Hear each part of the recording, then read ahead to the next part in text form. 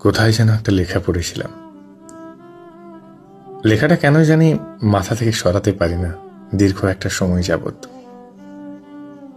তোমাকে একজন পেয়েছে মানে আরেকজন কি বিভৎসভাবেই না তোমাকে হারিয়েছে। লেখাটা খুব ছোট, কিন্তু পৃথিবীর সমান বিশাল কথাটার গভীরতা।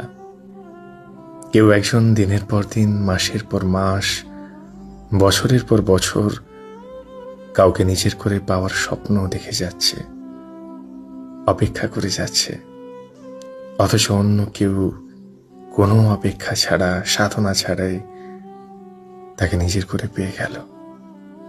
সে জানেও না সে যাকে নিজের করে পেল তাকে পেতে একজন কত শতদিন ধরে ক্ষুধার্ত ভিক্ষুকের মতো তার অপেক্ষায় দাঁড়িয়েছিল। জানে না।